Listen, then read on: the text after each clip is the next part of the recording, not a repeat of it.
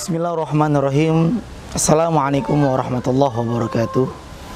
Alhamdulillah, wassalatu wassalamu ala rasulillah Sayyidina Muhammad ibn Abdullah wa ala alihi wa sahbihi wa mawala wa la hawla wa la quwwata illa billah, amma ba'd. Faqad qala Allah ta'ala fi kitabil aziz, a'udzu billahi minasyaitonir rajim. Bismillahirrahmanirrahim.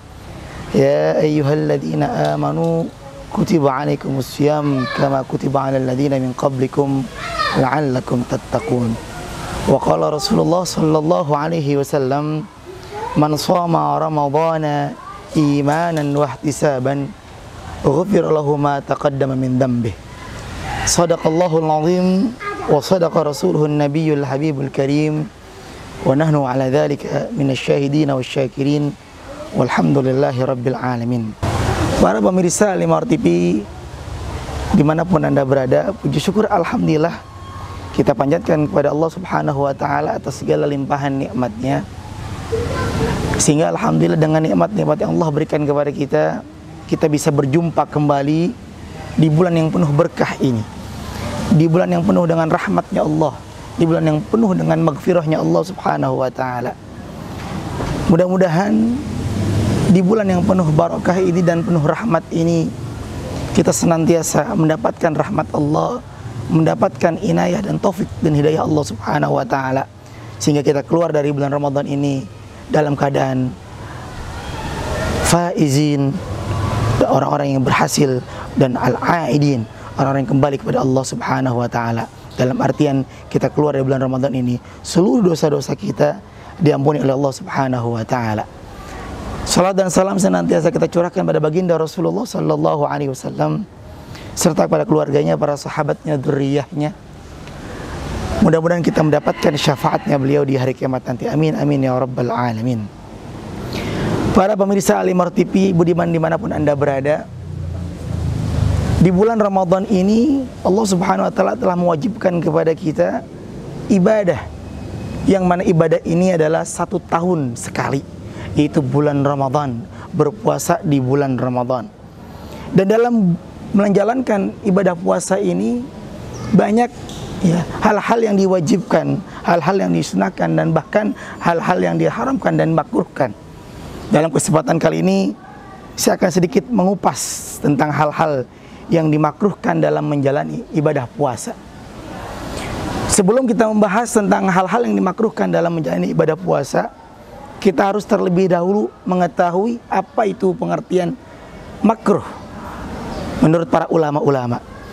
Sebagaimana dikatakan dalam kitab Shaffatuz Zubat karangan Syekh Ibn Ruslan, beliau mengatakan wa fa'ilul makruhi lam yu'adzabi bal iyakuffa limtithalin yuthabi. Orang yang mengerjakan pekerjaan yang makruh,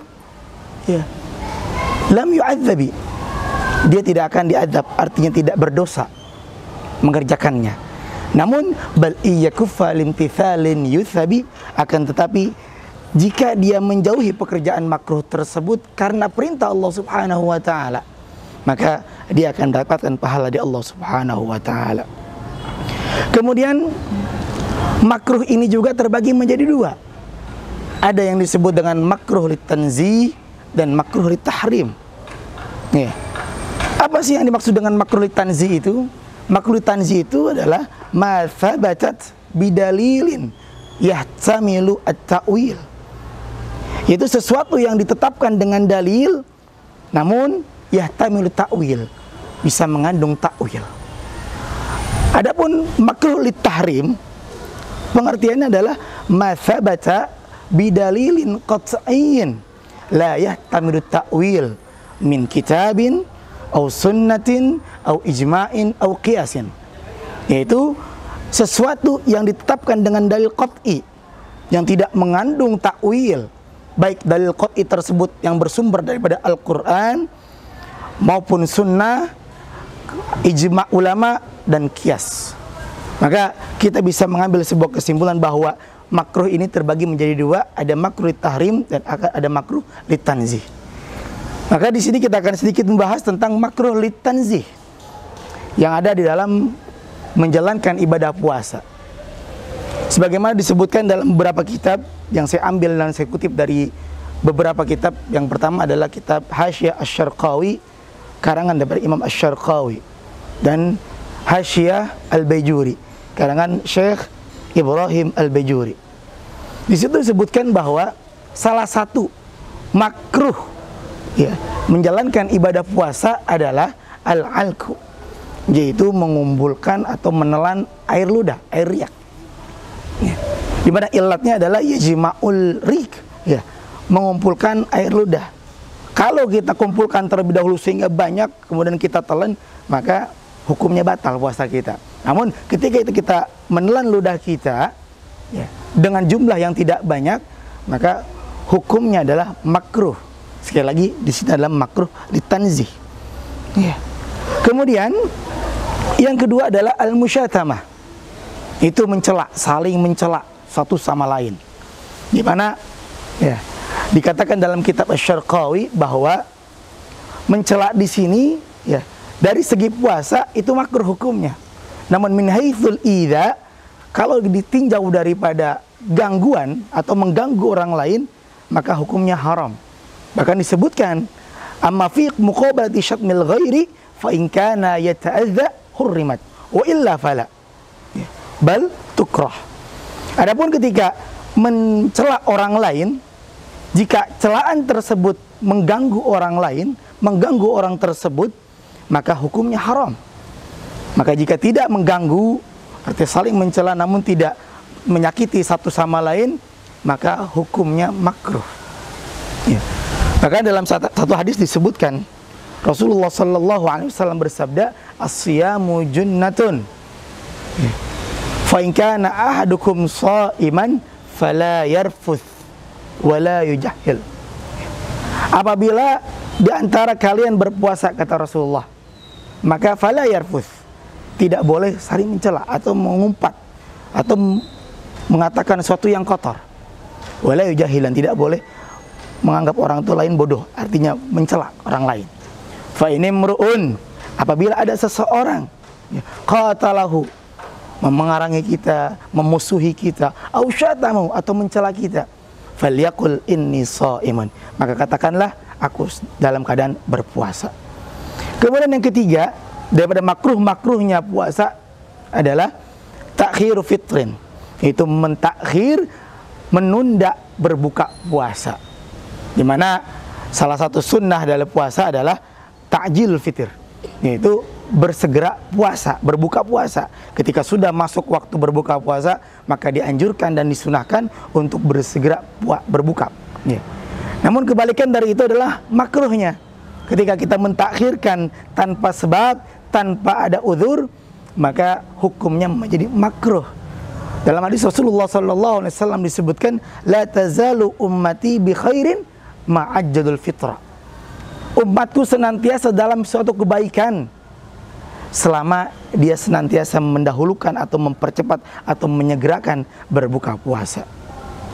Kemudian yang keempat adalah dzauqut ta'am, yaitu mencicipi makanan.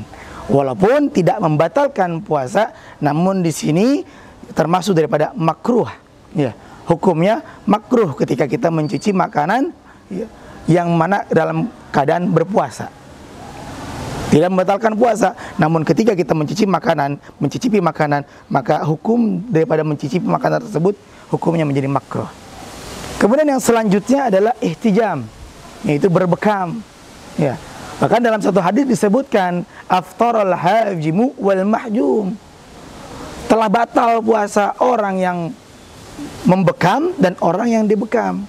Apa ilatnya? Ilatnya adalah kalau orang yang dibekam itu lidha'fi, bisa menyebabkan lemas, letih, lesu ketika diambil darahnya.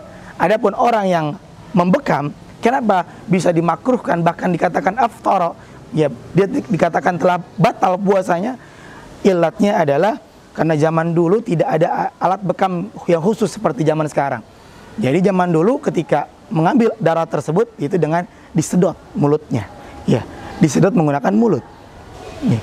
Maka hukum ketika itu adalah batal puasanya.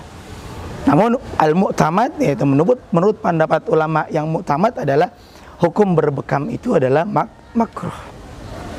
Kemudian ya, yang selanjutnya adalah al-qubullah ya, wal mu'anaqah, yaitu berciuman ya, dan berangkulan atau berpelukan untuk yang sudah memiliki suami atau memiliki istri yang sah ya. Namun kalau jika bukan istrinya atau belum menjadi pasangan yang halal, bukan menjadi pasangan yang halal sesuai syariat ya, maka hukumnya haram.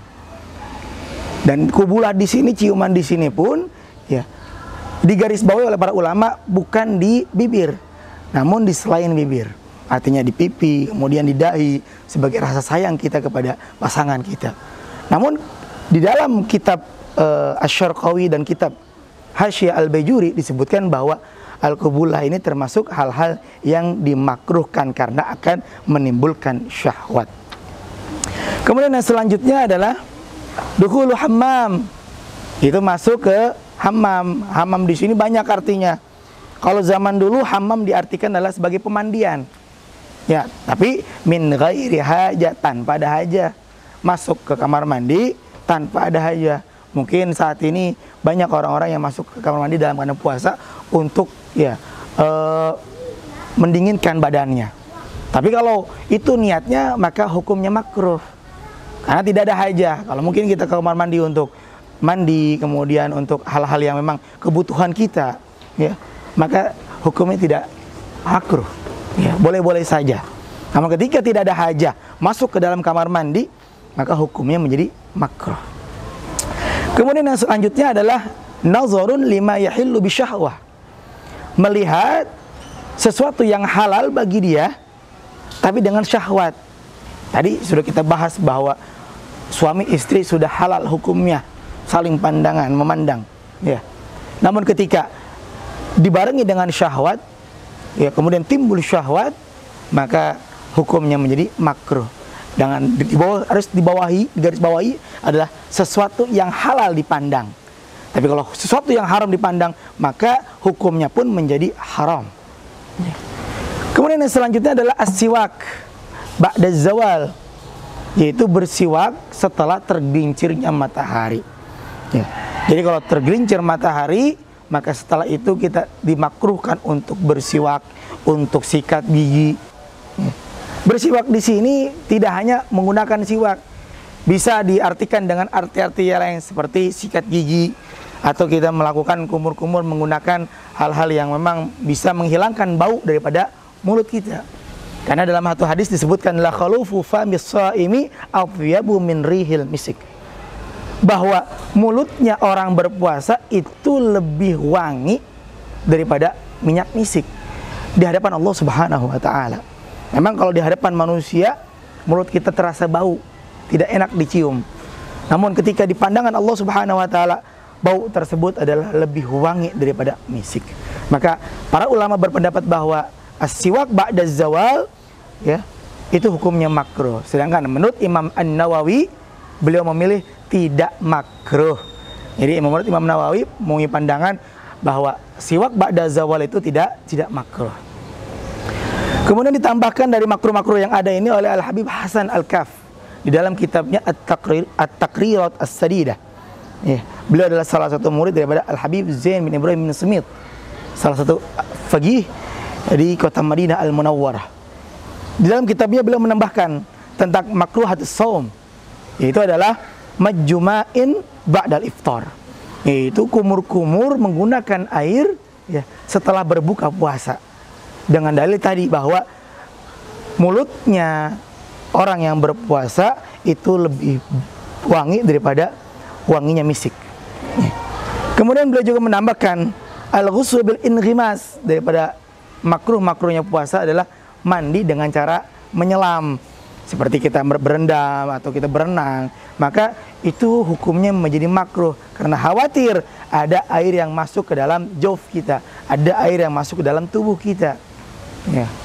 Maka dipastikan ketika orang itu misalnya ya buang angin ketika dia sedang berendam, maka dipastikan puasanya ketika itu adalah batal. Karena ketika dia membuang air, maka terbuka salah satu jofnya dia, ya. Kemudian masuklah air ke dalam itu dan batal puasanya. Dan beliau juga menambahkan bahwa salah satu makruh juga ya dalam melaksanakan ibadah puasa adalah kathratus syiba wan naum. Banyak makan, kekenyangan, kemerkaraan, ya kemerkaan kalau kata orang sini, ya kata orang Bojongkoneng, terlalu kenyang. Ya, itu pun bisa menyembuhkan makruh. Karena apa? Tujuannya dari puasa tidak dapat. Karena tujuan puasa adalah kita merasakan rasa haus dan rasa lapar itu. Kalau kita terlalu kenyang ketika kita sahur, maka hilanglah tujuan daripada puasa itu sendiri. Dan banyak tidur pula. Karena kalau kita banyak tidur, memang salah satu ya ibadah adalah naumul shaim ibadah. Tidurnya orang puasa adalah ibadah, namun itu pun jika tidak berlebihan. Namun ketika berlebihan dalam tidur, kemudian dalam keadaan berpuasa, maka hukumnya menjadi makruh. Karena apa? Dia tidak merasakan bagaimana rasa haus dan rasa lapar di siang hari, ya. Sehingga mengurangi pahala kita. Dan ulama mengatakan itu adalah sesuatu yang makruh dalam menjalankan ibadah puasa. Kemudian yang selanjutnya adalah, kalau tadi kita telah membahas tentang makruh-makruh litanzi, maka ada makruh-makruh litahrim yang mendekati sesuatu yang haram. Apa itu? Ya dikatakan dalam kitab Hasyiah Al-Bajuri bahwa beliau mengatakan ya saumu yaumi syak, puasa di hari syak, di hari yang diragukan, yaitu tanggal 29 dan 30 Sya'ban. Karena di hari itu adalah hari kita tidak tahu apakah besok itu sudah masuk satu Ramadan atau belum.